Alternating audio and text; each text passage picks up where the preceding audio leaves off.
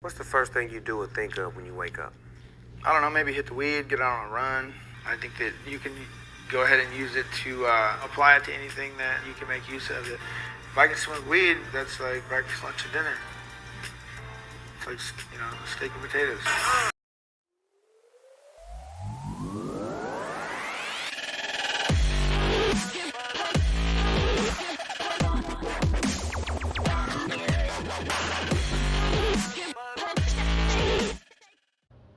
Welcome to Kyle Anthony's UFC Betting Show. I am Kyle Anthony, and welcome to the podcast. Welcome to the prediction show for UFC 266, a stacked card, 2 title fights. We're getting into it. It is going to be Alex Volkanovski versus Brian Ortega. We're going to break that fight down. That is actually the client play, and we're giving that out for free today. So definitely subscribe, like, comment, all those great things. Always appreciate everybody that supports the channel, and as well as we try to keep going out there and giving you guys winners. So we're going to be talking UFC 266, and I'm also going to be talking about a KO prop that I love. It's a nice plus money play that I think is a little bit under the radar, and I think worth placing a wager on. And as well as we're going to talk about the fate of the card, and that's going to be a fighter that I think you're probably putting in your parlay. So we're going to break all that stuff down here today on the show, but why don't we just get right into it? We're going to talk main event UFC 266, and that is between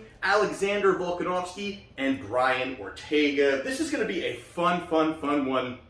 Just as a stylistic standpoint, I think betting-wise, I do like a side, and I am making that a client play. I am giving that out to clients. But we're going to break this down for you here. So what we like to always do, break down. I want to go a little bit quicker. I always say that, and then I feel like I just kind of keep going and talking and rambling. But we're going to go over 3 fights for each fighter, see what we see if one fighter can expose the other, and if the line makes sense to place a wager. So we're going to first talk Alexander Volkanovski, the champ. And so, real quickly, 3 fights ago, he fought Jose Aldo. Now, this, I thought, was really a turning point for me in believing what Volkanovski could do. Because this is a fight, I believe I faded this fight. I believe I wasn't sure what side I wanted. And just Aldo, hey, can Aldo really go out there and just school this guy? And I was really impressed by how Volkanovski really kind of pieced everything together. He was very patient. He didn't, explode and just kind of get out of position. And he just really, and again, Aldo looked a little timid, but was that Aldo or was that Volkanovski, kind of giving out, different looks, really unable for Aldo to kind of get into a rhythm? I mean, it was a sweeping decision. It was great showing there. He utilized the leg kicks against a leg kicker like Aldo. He was utilizing the leg kicks, out leg kicking him, forcing out nice shots. And you even heard the broadcast, Joe Rogan and them saying, wow, this is just all Volkanovski. So I thought that was an extremely impressive performance for him, going out there, walking him down, landing the shots, getting the victory, toe-to-toe. If you stand toe-to-toe and you're able to outstrike Aldo in that, I really got to give you, a lot of respect. We're going out there and getting the job done in that way. Now, 2 fights ago and back-to-back, and gonna try to go through these quick, was Max Holloway. Now, this was a fantastic fight, the first one. Now, you've got somebody like Max Holloway who is, obviously the kingpin, the elite when it comes to this division with his striking, the output he puts out, just the versatile striking that he has. He's well-rounded, the cardio. I mean, he really has it all. And in this first fight here, I was, again, very impressed by the way that Volkanovski kind of worked from the outside and then continued to work and keep pushing forward against Max Holloway.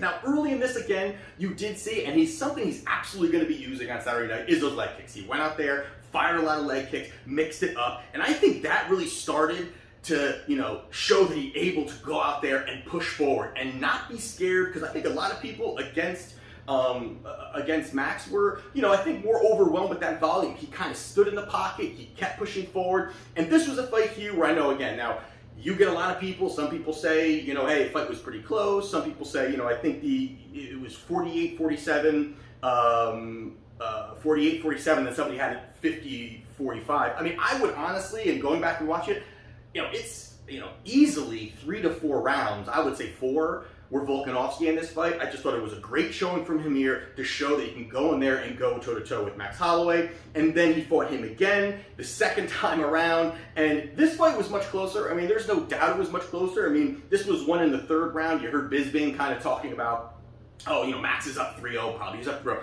I had it close. It was another one. You could see a couple close rounds. I would still give it to Volkanovski, and I don't know, some people are going to hate that, but I'd still give it to Volkanovski. I thought it was a great showing for him. I don't think that Max did enough in certain spots early. I think it was early in that fight. He rocked him a couple times, and even when he rocked him, I thought that Volkanovski was looking great in those rounds. He was doing pretty well, and then he got rocked, and obviously then you got to give that to Max, but overall, consistently, it was just a lot of volume. It was a lot of outstriking Max Holloway, really consistent with his striking. There he goes out there and he gets the decision victory again, split decision against Max Holloway. Now, on the other side, Brian Ortega fought Frankie Edgar 3 fights ago. This was one we don't really have to break down as well either, just because it was a quick show. It was a quick showing for Brian Ortega. He went out there, landed some big shots, walked him down. I think Frankie not really able to utilize his wrestling possibly in there, where obviously the jiu-jitsu game of Ortega is on an elite level. I think that threw him off a little bit there too. But this was kind of the demise of Frankie Edgar. This was kind of the end of his career. You even look back, this was where he started to have a lot of losses. Again, he's fought the top-level guys and losing to some top-level guys, but he has lost in some brutal fashions. I mean, even most recently against Corey Sandhagen. I mean, and then even the only real win that he's had was against Pedro Munoz. Pedro Munoz was that fight, I would say, actually, I think Pedro won that fight. So, they kind of gave that one to Frankie. So, this knockout here, I don't think says too much. Great showing. He did what he's supposed to do, and he's supposed to go out there and dominate against Frankie Edgar. He does that. 2 fights ago, he also fought Max Holloway. Max Holloway goes out there and literally beats the living shit out of Brian Ortega until I think it was the 4th round where it was a doctor stoppage. I mean, there was a point where this was just a pure clinic. Ortega looked lost, and I think this is really what forced Ortega knowing, I got to get better at striking. I gotta clean this up. And you could tell he's been, elevating each fight, looking a little more comfortable, not as awkward, the movements and kind of the combinations that he had. And then this was a spot here where he just got his ass kicked. And it was a doctor stoppage. This was one where it was just a landslide for Max. Max was almost out there, teasing him, because it was just too much. It was just almost like he felt bad for Ortega. And Ortega's tough as nails. He took a lot of shots, kept moving forward, and they had to literally call it when half of his face was falling off his, off his head there. So on the last fight there, we fought Korean Zombie. This looked like a whole new Brian Ortega. I gotta say that. He looked fantastic out there. Landed some nice shots. Looked real smooth in the flow state, kind of moving around comfortably, throwing a jab, front kicks, throwing a spinning elbow that landed. And I thought that was, it's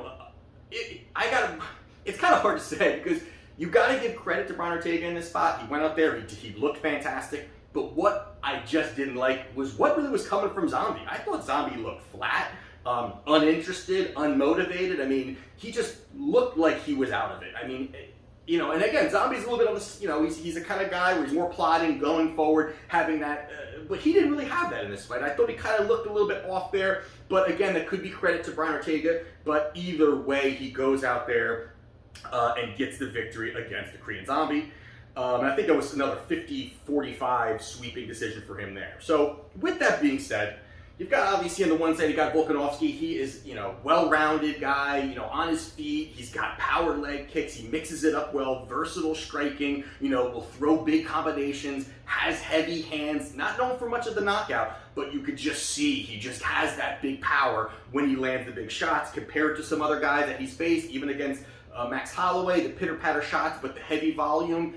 You've got the power advantage going to Volkanovski, gonna probably pile up more damage. On the other side, you've got Ortega, elite level jiu-jitsu guy. I mean, he's top tier when it comes to submission, ability in general, and you're seeing him start to evolve. You're seeing him start to get better in the striking realm here. And again, he's a young guy, 15-1, a young guy in the sport, and you could tell that he's definitely making improvements.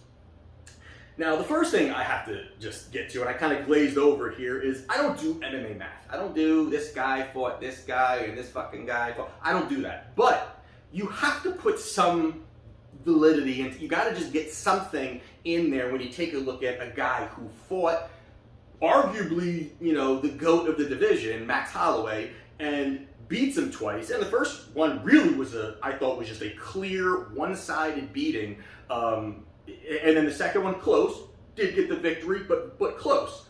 You look at what happened with Brian Ortega. I mean, the guy got the shit kicked out of him for 4 rounds and hardly landed anything. Now again, you can't say, okay, well that just means that Volkanovski wins. Of course that's not what that means, but that has to be part of this because he looked so bad. If they both had pretty close fights, okay, you can kind of push it aside, but the fact that it was just another level of a beating compared to a good win, a solid win over Max Holloway, and a close fight that you got the win. To me, that has to be part of it there. The caliber, also what he did with Aldo standing. Aldo standing compared to somebody like Zombie. Zombie's good, but again, beating him over 3 rounds, pretty easily, I would say. Volkanovski was very comfortable, pretty easily all 3 judges won all 3 rounds. But also, it's really a death by accumulation when it comes to Volkanovski. He's got the power, but he's the kind of guy that he's willing to invest in his shots. And I think that is going to be a very important part of his game plan. Because you've got Brian Ortega there. Again, he does not want to be on the ground with Brian at any point in this fight. But it's going to be a lot of those leg kicks again. And I know that's, I'm not telling you something you don't know there, because obviously that's going to be a weapon. But I think those tree trunks that Volkanovski fires around and lands, it's not going to take much for him to all of a sudden start limping. It's not able to move as smooth. He's going to be doing that. He has fought just recently again, another nice 5-round fight for him. I think this is where he's going to be landing. He mixes it up. Once he starts worrying about those legs, that's where you're going to start to see the heavy body shots, the head shots, the mixing it up of Volkanovski. He has looked sensational, really, since he has, popped onto the scene with the UFC. I really like what he's going to do in the combinations when they're standing. The other part of this is you've got the reach advantage now. You got the reach advantage, which, again, that's not an all-be-all, but you got a 2.5-inch reach advantage roughly for Volkanovski, but he's going to be shorter. And that really has shown to be problematic when a fighter who, normally who may be long and lanky, someone like Ortega, who's a little bit longer, we're talking about height as well, and you're fighting a guy who's shorter but yet can get to you. Sometimes that could throw fighters off. And that also could be, what's going on with Max Holloway, the way Max Holloway fought him. It's just a different look. It's a different kind of fighter, and it's definitely shown to be very different when you're talking about angles and how you're going to cut off the cage and when you're in range, the difference compared to other fighters. That also is a big part. But a very big part of this is also going to be the takedown part of this. Now, Ortega is not known for his takedowns. He's not known for it. And he's like, you look at statistically, he has a 21% success takedown rate. Terrible. Absolutely terrible when you're talking about a guy who his best weapon is on the ground. That's his best weapon that he has is on the ground, and he hardly can get it there. He's trying to get a little better at it. He showed it even with Zombie, but again, it's not part of his game. It's not really part of his game. And here's side that you've got someone like Volkanovski who has a 72% takedown defense rate.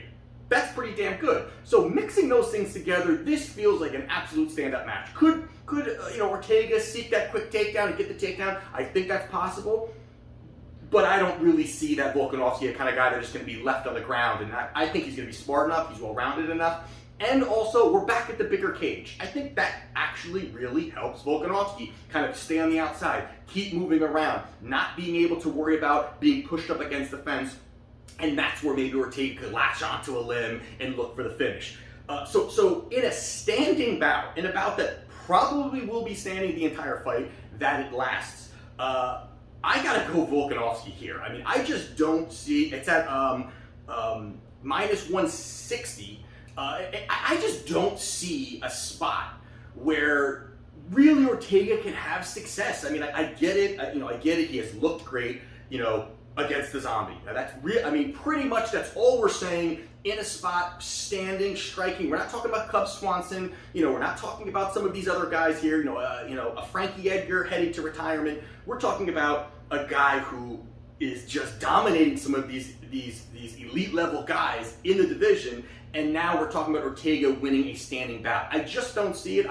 That's what made me elevate this to a client play. Wanted to talk about it on the show, but I can't get away from it. I think Volkanovski has the ability to just beat the piss out of him for, the first few rounds, and then until maybe Ortega just can't take it, maybe a finish later in the fight. But I just think that, Ortega's tough, so he could last, but I just see this being a very one-sided fight. I think Volkanovski could go out there, land big shots, death by accumulation, chip away with the leg kicks. I like him to go out there and get this victory. So as a client play, and as my play here on the show, is going to be Alexander Volkanovski to get the victory at -160.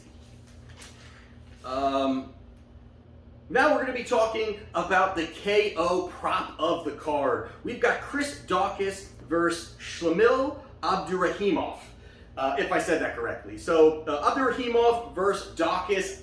This is a spot here where I just had to put a little bit of sprinkle on this prop here. We're going to go over here. I like Dawkis here to go out there and get this knockout. You've got the price here. You've got, Dawkis is starting to get to, -210. He was at -180 early. I missed that line. I probably would have bet it maybe straight. It was a little bit less than that. But at this point here, looking at it deeper, and the things I'm going to go over real quickly for you here, I like this knockout. I think a knockout is a high probability. The knockout is +130. You're getting off the -2 and change number. I really like this spot here. And for multiple reasons, there are red flags on Shlamil.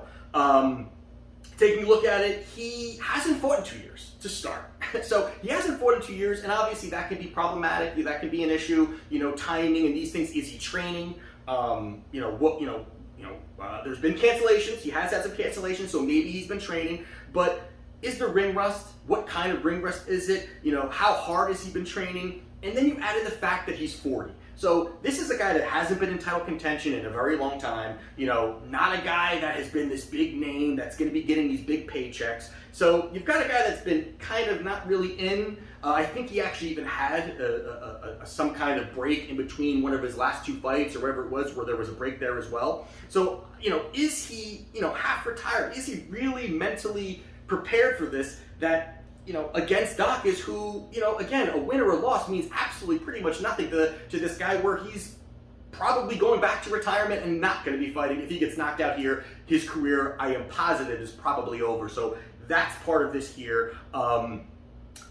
But also the style at which Abdulrahimov fights. Now he fights, he's a wrestler. He likes to wrestle. This is going to be a grappling situation here. But when you're looking at that, that's not actually a good thing for where he is in his career. He's 40 years old. Can he really grapple and wrestle and seek those takedowns against Dawkis? Could he really pull him down and do, maybe early he could really push for that, but I just don't think over the course of the fight he's gonna have that same push. We're not sure about Dawkis. Dawkis has been a KO kind of guy, so he's, not sure, can he go deep? Do things change for him there? But Dawkis is also very capable on the ground. People really forget that he actually has grappling credentials. He's actually pretty good, and he's even shown against Oleinik that he can, Oleinik had a good, nice opportunity to get a takedown. He kind of fended it away very nicely. He's looked good, and then he's able to counter with big shots he's landed here. I think that's important. And then he could, once defending these takedowns, it's going to be a stand-up bout. You look even the fact that most recently with Oleinik was the fact that he actually just kind of trained for the same guy. Oleinik and Shlamil are kind of the same guy. They're these older guys that, they're going to look to grapple, but, their chin could be iffy. This is the same kind of fight. So I see this as the same type of fight here, where you're going to have an opportunity where it's going to be very similar to the Oleinik fight. It's going to be early push for the takedowns, and then Dawkis has the power to end this fight at any point. You also sprinkle in the fact that Dawkis has 11 professional fights, 10 of which have ended by knockout. I just think this is a great opportunity here, and this is set up with a bow on top of it for Dawkis to go out there, land the big shot, get another knockout on his highlight reel, and start moving this guy up the ranks. I like the plus money here at +130. I will be taking Dawkis via knockout. And the fade of the night. Now, like I said, this is not going to be, I'm not betting the other side. Sometimes I will. Sometimes I'll sprinkle something. But this is really just a buyer beware. Pay attention to this one, because I hear a lot of people saying, hey, I'm putting this in a parlay, I'm putting this in a parlay. And people are putting Merab in parlays. And now listen, I think he's got a great chance of going out there and getting this victory against Marlon Moraes. I really think he's got a chance. I mean, he's a heck of a guy. Heck of a guy. Heck of a grappler. He's got the ability, he's got the cardio, he's got a lot of the things that Moraes doesn't have, and he's gonna chain wrestle and just smother him until Moraes in that second round doesn't have enough energy and he's looking for the submission, or just win over 3 rounds and get the decision. With that being said, I just gotta fade Merab completely in this situation here, and we're gonna go over a couple things here. Obviously, the big part of this is gonna be, Moraes is 1-3 out of his last 4. But you gotta remember though also is that Moraes fought Rob Font, who actually has pretty good grappling, who actually has good. I mean, a lot of people just think he's a boxer. Has good grappling, good range. Overall, he can defend the takedowns. He can look for the takedowns, and then he can land the shots on top of that. You've got Corey Sandhagen, same kind of thing. Very well-rounded, lanky, rangy, can utilize some takedowns as well as he can strike. Those are a lot of things to worry about, especially even with Cejudo. Cejudo's got the grappling, could look for the takedowns, get the takedown, and he actually is shown to be a pretty good striker actually at the end of all of this. And he ended up beating Aldo in that spot here. To me, these are opponents that are well-rounded, that can look for the takedown, can mix it up, can stand and strike, and can do a lot of things. Merab on the other side is really a one-trick pony, but that one trick is one that could possibly take him to a title shot at some point. He has that ability. I mean, of course, he's that Khabib kind of guy where he's looking to go in there, cut distance, get on top of you, and really hurt you. But the one thing that we saw Khabib early in his career was he had absolutely terrible striking. He really there were so many memes and clips of him kind of swinging wildly because he wasn't sure how to cut that distance. And then he just got elite at pretty much, mixing everything together. And then his hands actually got pretty good and he started showing a lot more. Merab is at that point where he just hasn't put it fully together with the striking. And that's what really worries me here in this spot for anybody that's backing him. Because, you've got Marlon Moraes, who is just as much as Merab is worlds apart from Moraes on the ground, Moraes is worlds apart from Merab standing. And this is a spot here where that first round could be really, really, scary for anyone backing him with just how explosive Moraes is, just how explosive he is, how much he comes forward, the power behind it. I mean, he's the kind of guy where you just need one, and you've seen Merab, he is very, very hittable. He really focuses on, going for that takedown. He's willing to kind of take a shot to kind of just get you, because he does not care. He knows once he's got his hands on you, that you're in trouble. He's got a good chance of taking you down and kind of holding you down for the rest of the round. So he's willing to take those shots. But again, a bigger cage, this could help Marlon Moraes circle a little bit more and look for the big shot. And again, it's not going to take much. He starts throwing a couple leg kicks, a body kick, a head kick, wherever it may be. He lands one of those. That's going to really, really start to wear on Merab. And so I think in those spots there, he has the opportunity where Merab makes mistakes when he's standing. He really makes mistakes. He's not as smooth transitioning and level changing. He's getting better. We've seen him get better, but we've seen some of his past fights. It's been a little bit iffy, and this is a high-level striker. And, of course, the cardio, he can work him and get that cardio and start slowing Moraes down. But I think that's going to be a big decision where, how is he going to work that? Plus, again, the cage size, I think, is going to help him as well. And lastly, I think that, Moraes actually has a good guillotine. He's actually got a pretty good one. So there's going to be opportunities where Merab is going to have his head low. Can he find that choke? Can he have that? So that's going to be a big counter for him if he's seeking it. So I like just staying away from this fight here. I really think that there's just, I don't like Merab in any of my parlays. Again, could he go out there and dominate? Absolutely. But I think the price is way too high. You're talking, I think it was minus 300 in some of these books we're seeing. Way too high, and I think this should be actually close. And again, that first round could be crazy. But you're looking at, if you want to go the other side, you're looking to sprinkle, which I'm thinking about sprinkling. Marlon via KO is plus 600. But Marlon via KO round 1 is plus 950, which one of those, I may throw a little something on it, half a unit, something like that, just to kind of have some exposure on it. because I really think that he could land the one big shot and it could possibly be over. So that's a buyer beware. Stay away. If not, and he wins and he cash, congratulations. But there you have it for UFC 266. That's it, man. That's it. Let's see how we do. Again, Wagertalk.com, link in the description. Most plays I've ever released on one card. Have it at a discount. Definitely take a look at it. I am excited to see how this all goes, and we will see you on the next one. This is Kyle Anthony's UFC Betting Show, and I'll see you next time.